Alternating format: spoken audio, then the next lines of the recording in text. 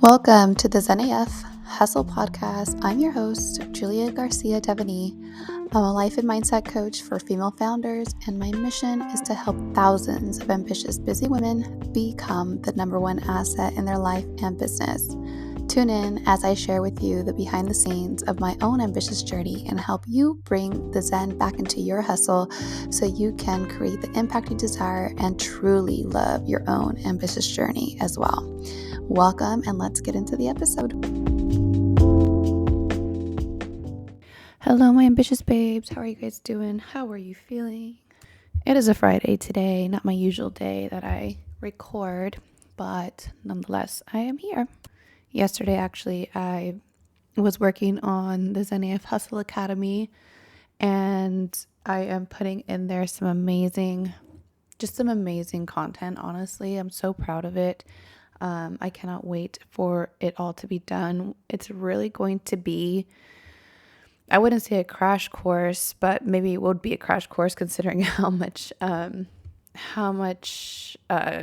information and certifications and all that stuff that I've gone through myself. So maybe it would be a crash course, even though it's going to be like a very nice, hefty information in regards to mindset. So I'm just really excited about it. I can't wait to see how it's going to turn out. So even though I've been working on this course for quite a long time, when I first started creating it, I really didn't understand or know what the transformation was going to be.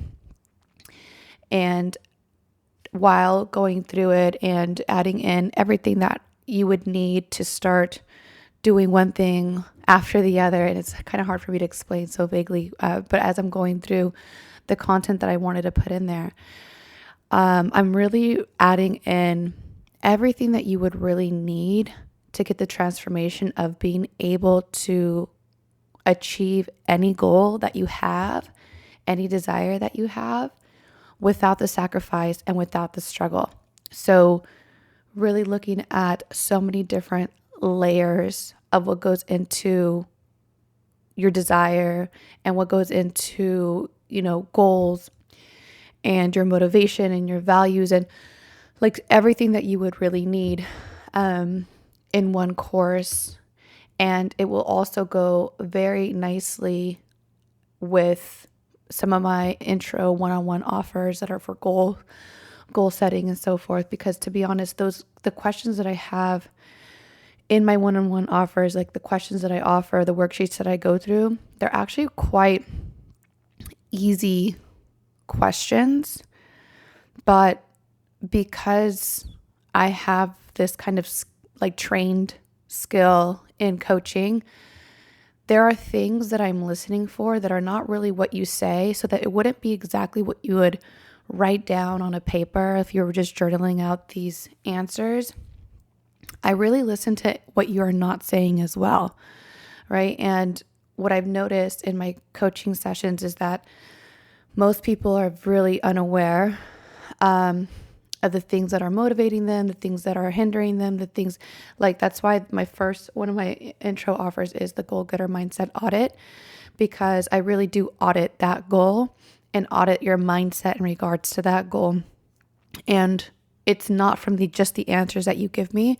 It's from, everything that you are not saying as well. So it really, it is a trained, skilled kind of ear that, will get the most out of those exercises. So I'm going to leave those exercises as those worksheets that I have for my one-on-one offers.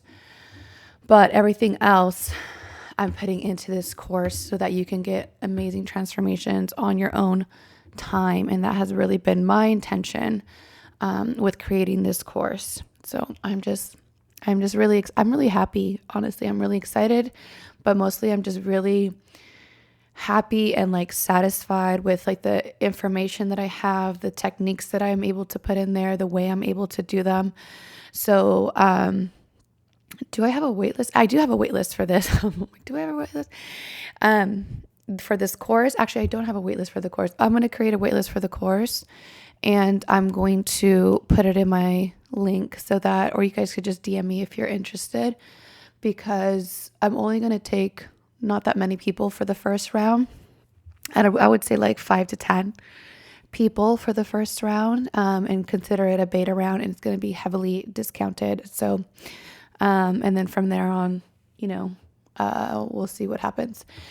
Just perfecting it. And really, again, my intention is really to give you guys the best information, the most concise information too. Like, I know you guys are busy. I know you guys have your own missions.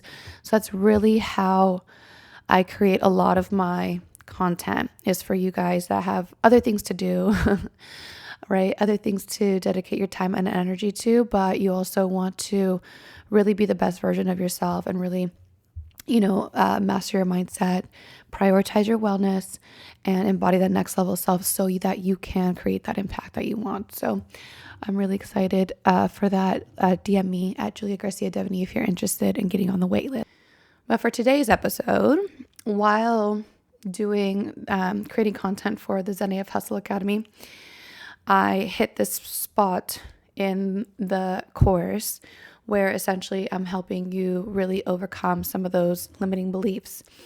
And, a big limiting belief that I encounter, and that is very near and dear to my heart, is just a general kind of self-doubt. I have suffered, I would say, and dealt with self-doubt for a really long time. And it's interesting because I don't think I started dealing with self-doubt until I really started striving for things that were outside of my comfort zone. And for that, I would say that started in college. And it's also where my personal development journey started as well. So I probably started my personal development journey towards the end of my college days. So it would be like 2008, 2009, 2010. So let's just say 2010 for good measure. And obviously, having now done a lot of kind of healing work, subconscious work, all of the personal development stuff in regards to where my self-doubt kind of stems from, I can see where it stems from, right? I can see that there's a lot of childhood things, but I don't remember actually feeling doubtful about myself growing up. I'm sure that there were other things that, limited me in terms of like, oh, we don't have enough money, or, what have you, or that's just not for me or whatever. But it wasn't like, or like that doesn't happen to people like us, like, or I'm just a girl. Like there's some things that definitely hindered me. But in terms of doubting myself, like where I was conscious that I was doubting myself, I don't remember that, because I was actually quite competitive. I was actually quite naive too. Like I would just go after things that, I probably now feel like I had no business going after, like speaking at my 8th grade graduation, or, when I was not on the honor roll, I was not in the, student body, class of presidents or secretary. I was literally had no qualifications, but I was up there speaking.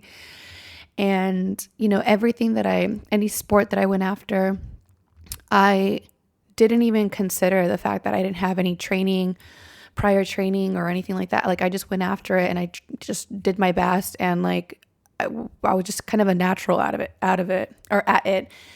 And in general, that continued on. I was always rookie of the year, if you want to call it that, because I had no actual skills or techniques or prior training, but I had kind of a natural talent. And I really do remember going after a lot of things, scholarships and things like that in college, when I actually started applying myself in school. So I didn't start applying myself till junior college. Before then, I was really just coasting, because again, I just had other beliefs where it was just oh, we don't have enough money to go to college, or I'm just not meant to go to college. I didn't know that was self-doubt. I wasn't oh, because I'm a girl, or because I'm not smart enough, or whatever. Those were all very much playing a very subconscious role. And I know where they stemmed from. And I guess I could share with you guys hopefully without you guys reading too much into it, where I feel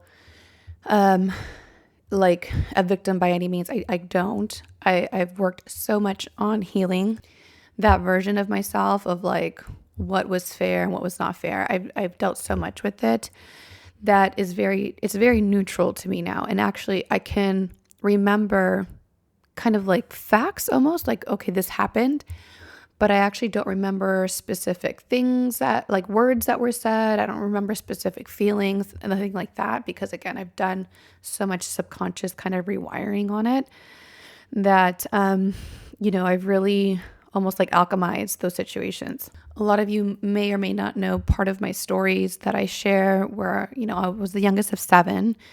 So, I was the baby, but a lot of people kind of misconstrue that a little bit, that I was like doted on or something like that. It actually was the complete opposite. I was actually very much overlooked, for lack of a better word. I was just kind of the last thing. Like it was like, I don't have any baby pictures, for instance. I don't really have a lot of memories or stories about, what was my first word? When did I take my first steps? Like nothing like that. I was just like the 7th one, and everybody was just fucking overwhelmed. It's sad a little bit, right? But it's just what it is. So on top of all of that, I was also raised in a very kind of what they call machista culture, which is a very toxic masculine kind of dominated culture, which was, being a Mexican American. What that meant was that, even though my parents were loving towards me, right? And, I definitely know that they love me. They favor the boys, meaning that a lot of the resources went towards the boys, right? So that they would get, the Christmas presents, and I would get like one, and they would get a lot. And they would get to play sports, and I didn't. They were just treated a lot differently than I was. The other thing is that my dad was also a bit verbally abusive as I got older. Maybe even like financially abusive, maybe even emotionally abusive. Again, I don't remember a lot of specifics. I remember some words being said or whatever, but like I don't remember the emotion or anything like that. But he would just say very demeaning things, again, from that machista culture kind of aspect. Just that I wasn't going to really amount to anything, that, I was just going to be like a housewife, essentially. Just very demeaning things until I kind of got older and stood up for myself. And, then he was never like that towards me. Again, he just, he still has a bit of a character, but we have a good relationship now, and I just kind of deal, right? Because he's going to be who he is. But we actually have, a really nice relationship now. And like, he's like a great grandpa with like my daughters and stuff like that. So, and obviously he's a lot older, but I recognize how probably from all my brothers and sisters, I probably have the best relationship with him. So anyways, again, without going into too much of a, I guess, sob story or whatever, like I know that this is kind of where my self-doubt stems from. It was rooted from a lot of these places. Of course, we can also talk like generational and in the womb and all that stuff, because I deal with a lot of that stuff in terms of like some of the techniques we do in NLP. However, I know that this is kind of where it stemmed from. But again, like growing up, I really had this naivety, right? That I just kind of wanted to have certain experience, and I would just go after those experiences despite my actual experience or lack thereof, right? And I would just, and I would actually be very naturally good at a lot of things. So I just remember having this real tenacity towards going after certain experiences growing up. I'm talking about like elementary, middle school, even high school. And then after that, I could see that how my mindset deteriorated a bit. And that self-doubt actually really, really crept in of like, am I good enough? Right? Because then I started getting into like applying to scholarships and getting rejections, and applying to jobs and getting rejections. So that rejection started coming in. And I feel like that's really when a lot of the self-doubt started to actually surface from those rooted experiences. So it was almost like they were dormant for a minute, and then the world started giving me evidence of like how it was real, but really it was not even that real, right? Because in life, you're going to get rejected and redirected in many different ways, right? Not everybody can win like every scholarship, right? There has to be one quote unquote winner. So it really wasn't personal, but I noticed how I started internalizing that rejection of like, whoa, this can happen. Like I can actually go to an interview and people will not be, I can't charm the pants off of every single person. Like this is new to me, So that was, I think, when it started surfacing. And then I started getting into really competitive kind of fields, if you want to say. I was in Hollywood.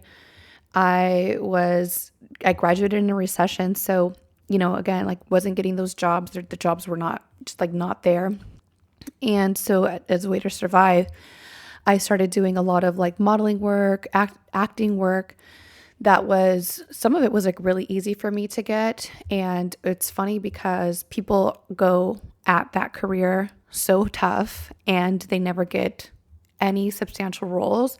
I didn't have an agent. I didn't have a manager. I had nothing. I just had the ability and the know-how to apply to certain jobs and I would get them. And I had a national commercial. I had, a TV show that's on Netflix right now. I would like just national like TV shows, and I would get these specialty kind of background roles. I never got a speaking role or anything like that, but I would get these like specialty background roles, like girl in bikini or like girl at the bar or like hot girl, whatever, So, but that also came with a lot of rejection, right? And then I went into bottle service, which was like, very competitive because these were very lucrative jobs. I'm talking about 6 figures to bring people big bottles of champagne. And these girls were like, the most fit, the most gorgeous, like girls that you could go up against. And we would often be like judged in bikinis and like all sorts of things. And, that's when, and obviously like I worked in that industry and I got those jobs, but again, like just very competitive, very, even disposable, even after you got the job. And I could really see how those types of jobs that I was going after, those very competitive jobs, probably started to, again, like really feed that self-doubt until, I started realizing like, wow, like this is really present. Like as much as I go after things and I consider myself a doer and a go-getter and things like that, I started seeing how I was really limiting myself in so many different ways with other beliefs about myself, about what's possible for me. And, that's when I really started kind of going in on the work on myself and looking at my motivation, my relationship with success, like all of those things, just my mindset of what I thought was possible. And like I started finding, the root cause of a lot of those things. So again, I feel like it was like something that grew naturally, over time, and was always maybe rooted there, but was kind of dormant until the world started kind of feeding that self-doubt more and more. And until I got to a place where, again, like I became more aware of it, but I really look at myself right now and like how timid I can be right now that I kind of know some of the, if you want to call it the dangers of the world or the things that can happen or how people can be versus how naive I was, like let's say in middle school when I was, turning in stories to get published for my writing and like whatever, like I was just like so naive, and that really allowed me to be so kind of like courageous, or like not probably, well, courageous would mean that I would actually knew the fear that was there. But so what is the word that I'm looking for? More like just outgoing, I guess, and essentially confident. Even though I can't say like, oh, I know that I'm going to do this or I know I'm going to get this, but I was so willing to try. Like I was so willing to just try. Like I was willing to be the rookie. I was really willing to be the beginner.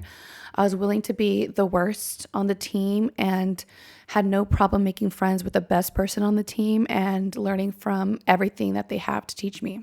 To going to like, at some point, developing like social anxiety and just, becoming a little bit of a recovering socially awkward person at this point. And that's just from, again, different life experiences, like having kids, not being, going through the pandemic, just not being exposed to like real people for quite a bit and having like that huge identity shift of becoming a mother. Like, I think that was just kind of put me in a different place. And, again, I can see how self-doubt has been something that has been part of my life for a very, very, very long time. So if you relate to this at any level, I hope by me sharing my kind of like origin of this, you can start seeing where your origin may have come from if you deal with a lot of self-doubt. And just in general, like how aware of it are you and what your relationship with it is. And so I'll tell you where I'm at now, because I'm at the point where I completely befriend my self-doubt. And so I hope that maybe this episode will help you really befriend your self-doubt. And so I was going to name this episode Reframing Self-Doubt, but maybe I'll name it Befriending Self-Doubt. So when it comes to a doubtful mind, right? So it's much like an anxious mind that strives for 100% certainty, right? The doubtful mind strives for 100% belief. But I really want to look at this now and reframe it for you in a way that you get to really befriend your mind instead of being scared of that self-doubt and instead of wanting to, eradicate that self-doubt, and a lot of people like coaches, marketers, or whatever will really use that as a way, right? Because self-doubt does not feel good. And they'll use it as a way to get you to buy things, right? But if you could just befriend it, you can see how you have the answers within you, no matter what. But just again, like a anxious mind is looking for 100% certainty, the doubtful mind's looking for 100% belief, but both are really a bit of a lost cause, okay? So because we cannot ensure 100% certainty, as there's always some unknown we cannot account for. We can plan for 80%. We can prepare. We can exhaust everything we can be in control of. But there will always be, let's just, for argument's sake, say that there's going to be 20% that we cannot account for or control. So just to give you a silly example that comes to mind first thing right now, like my labor, right, for my baby number 3. I can take the classes, I can drink the teas, I could do the exercises, I can have the plans and conversations, I can do the research, but there's still going to be 20% unknown that I either cannot control or could not have known to even plan for. And that's like, given the fact that I've had 2 labors before this that were completely different, I can almost speak with certainty to know that there will be 20% at least unknown that I cannot account for. It's just simply impossible to account for every unknown given any situation. So the similar thing goes for self-doubt. So keeping with the same example, so even if you've done the thing before or achieved the same or similar outcome, it is still possible for your brain to offer you what ifs that could be completely valid to consider, right? In terms of self-doubt, right? There's things that can happen to you, right? There's illnesses, there's injuries, there's bad sleep, there's dehydration, there's a triggering memory. Hell, it could be a bee sting, and that can have the power to really hinder you. Again, that you just could not account for, and will essentially be that 20% of doubt in your abilities or capabilities that are not entirely possible to have known about. And the reason I use like 80%, 20%, first of all, there's like an 80-20 rule. And when I was in my master's certification program, one of my mentors, she's a psychologist, and she says that in her in psychology, clinical trials and stuff like that, they aim for 80% right, of kind of success. And there's always going to be like that 20% that they account for too. So all in all, it's really a lost cause. It's like a thought error that our brain is really striving for. Just like the anxious mind, the doubtful mind is really striving for something that is not possible, and ultimately exhausting so much energy and so much emotional stress to be able to, achieve something that is not even achievable. And this is honestly like, it's good news, because if you are somebody that's on your personal development journey, like I was, who was over here thinking like there would be a time where I was so confident, so just unshakable, so like certain, right, that, I could achieve anything that I wanted. Like I was really striving for that 100%.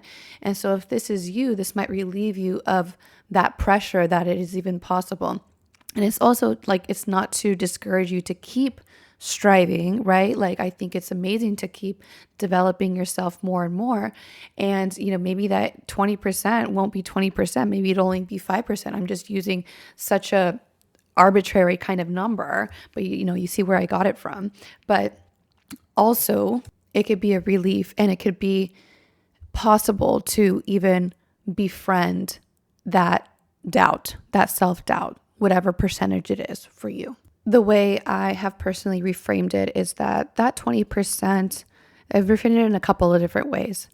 I let that 20% be there. I befriend that 20%. It could sit next to me. It could sit beside me. That's the same thing, isn't it? But you guys know what I mean. It can be there, right? That 20% is simply saying, I have never gone this far before. I have never stepped into this level of who I am becoming before. It is there to guide me to my next level. It is there to say, this is past your comfort zone. And instead of making me wrong for that, or scared of that, or whatever that my brain naturally wants to, offer me, right? Because that's what it does. It makes it wrong. It makes it scary. It makes it like, stay where you are, right? Instead of making it mean that, I make it mean that I'm actually, going and moving forward towards more growth and more abilities and more capabilities and more possibilities. So that's the first thing, is I let it make it, I give it the meaning that, not that I'm not good enough, right? I make it the meaning that I am growing into a grander version of myself. So when I am doubtful, I don't try to just eradicate it anymore. And I also don't try to just let it run rampant. I still feed myself with reasons why I can have courage, right? Reasons why I have the ability to do what it is that I want to strive to do, right? I build on the successes that I've had and the things that I have done and the person that I have been. I build on those things by remembering those things and feeding my mind with more certainty, so that I can just have enough courage to face this next level of self-doubt and move forward and actually take the actions to give me a greater capacity. So I don't need to be in 100% belief anymore. Like that was just something that was just a false thought in my mind. I just need to be able to handle the little bit of self-doubt that is in front of me each step at a time, as I move towards new things that could be scary, that could make me question who I am or what I've done or all those things. That's fine. Like my brain is going to offer me questions. It's going to offer me thoughts. It's going to offer me different things that my body's going to react to, right? And I can still choose to move forward, even if it's slowly but surely. The other way that I have reframed doubt, right, self-doubt, is that honestly, it is what allows me to feel the feelings that I actually truly want to feel in the achieving of whatever it is that I'm going after, that I think that I cannot possibly, or there's a possibility that I cannot have, right? That is feeling powerful. That is feeling capable. That is feeling accomplished. That is feeling, all of those amazing, like that is feeling excited. That is feeling happy. That is feeling proud. That is feeling all those feelings, right? Because a lot of what I do with my work and clients is like, I really get you tapped in to the fact that you want whatever you want for the feeling that is really going to give you. Okay. If it's money, then maybe you want security. Maybe you want to feel like you are capable of getting that money. Whatever it is, it's going to be very unique to you. If you want to lose weight, maybe you actually want to feel very healthy and you want to have vitality and, you want to feel just magnetic and vibrant and electric. Like, I don't know, really think about it. And I promise you, that's really what you want.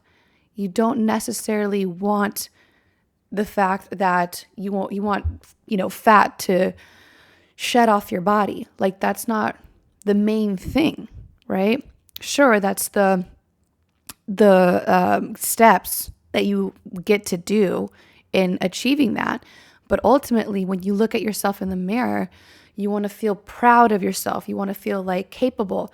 You want to feel when you walk into the room, like just vibrant and magnetic. Like, that's really what you want, Everything else is just a byproduct, right? Things that just happen in relation to you achieving that thing and feeling those feelings. If you are in 100% certainty or belief about yourself, right, then it would just be like, you wouldn't have those feelings, right? Like, if you just knew every single day you were going to wake up in the morning, like, that's why very many of us wake up feeling like, oh my God, like bad sleep, body aches, like whatever, like everything's shit. Oh my God, another day, right? Because we are just so used to waking up in the morning.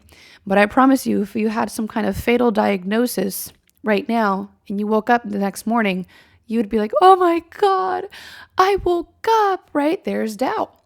There was doubt that you would. And you would be 1,000 times more grateful for opening your eyes. Being in 100% belief that you already have it, you're already going to have it, is just not going to give you the same feelings that you are truly, truly, truly striving for. The truth is, you can feel all of those feelings now, right? Like, if I did not have a fatal diagnosis, but I can think about how grateful I am and not take it for granted that I can wake up in the morning, I could feel those same feelings. I mean, this is a little bit off topic, but worth the mention, right? Because it's all part of my ZenAF goal achievement method, the signature method that I have. That's really what I do, is I put the goal of being the feeling, right? And I show you how to access those feelings on a daily basis so that you can already be vibrating at that same level and achieve what you want to achieve faster. A little bit of a digression, but still kind of relevant. Because if you want to achieve something and you're doubtful of it, right, then you know that you can actually feel those feelings now and achieve what you want even faster. But again, there's really something about letting life, right, the 3D world, the manifestation, the achievement, the goal, reaching that goal, the point B, there's something about letting life surprise and delight you that makes life and this journey that we're all on together so worth living. Like, it is the juice. It is the juiciest of things to feel that feeling when there was a little bit of doubt on the way. When you didn't know 100% for sure, you held that belief so hard, and it could have been so heavy to hold that belief, right? And you were holding it and it was like you finally got to let it go. It was finally just true. You achieved it, right? It is so amazing, so juicy. And it really what makes life worth living is that little bit of doubt, that little bit of wonderment, that surprise, that delight that our brain actually looks for. It likes to be surprised in this sense, right? There's something about letting yourself prove to yourself that you are those feelings, capable, accomplished, all of those things, proud, powerful, whatever those feelings were, right? Excited about who you are, who you're becoming, what you are achieving, what you are creating, however you want to put it. Like that's where the juice is. That's where the joy is. That's where life is. That's where the living is. And this is truly how I have befriended my self-doubt, by reframing it to mean something different than what my brain actually wants to make it mean, which is like, what, I'm not good enough, or something like that, into, oh, wow, I've never been here before. I'm going into that next level. And this is exciting, right? And also, when I achieve the thing, it's going to feel so much better than I could have ever experienced if I just 100% knew that it was coming, right? I want to play a little soundbite for you guys. I don't know if you've been following the Olympic trials right now. I haven't been following them, but I'm really loving seeing some of the highlights pop up on my feed. And I don't know if you guys know this either, but I used to run track when I was in high school. I loved it. I was pretty good at it. And it was like the one thing that I didn't need money for was to run my little heart out. So I got to do that in high school. And so I've been seeing a lot of snippets of like the track and field girls. So this one stood out to me and it really spoke to me. I'm sorry, I don't have the girl's name, but essentially she just qualified for the Olympics. It was, oh God, I already knew before the season started what was coming for me.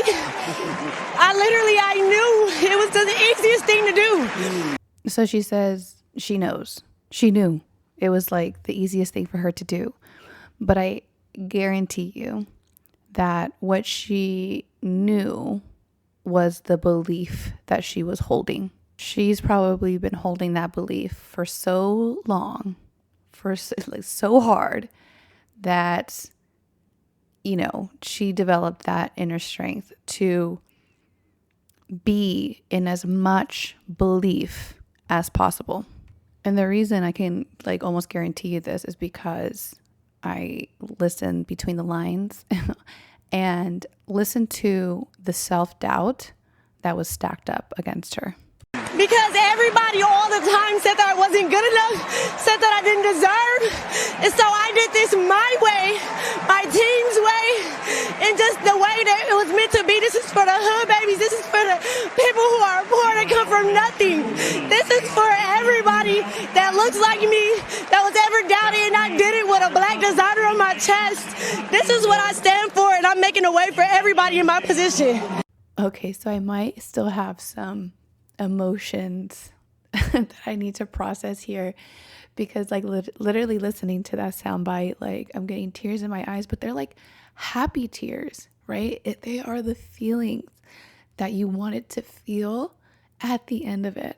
You don't get to experience that kind of pride, that kind of capableness, that kind of awe in yourself and in life without that little bit of self-doubt.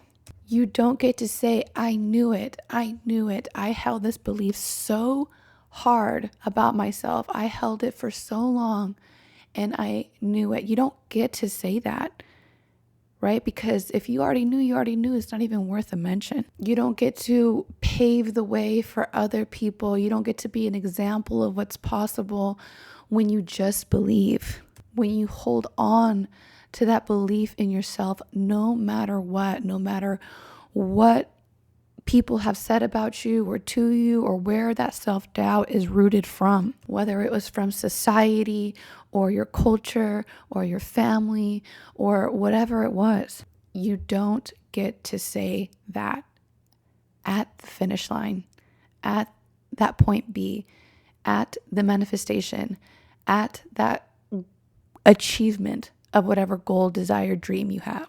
So I promise you, befriending your self-doubt, not making it mean something has gone wrong within yourself, will be the thing that lets you experience this life at its most juiciest capacity. And I promise you, ambitious babe, that is what we're here for. We're here for the experience. We're here for the plot. We're here to be that main character. And we live for this. This is exactly what you wanted. So befriend your self-doubt. I hope that this episode helps in that. And let me know if it does. I'd love to hear your takeaways. You can contact me on my Instagram, TikTok, whatever it is, at Julia Garcia Devaney. I love you guys, and I'll talk to you next week.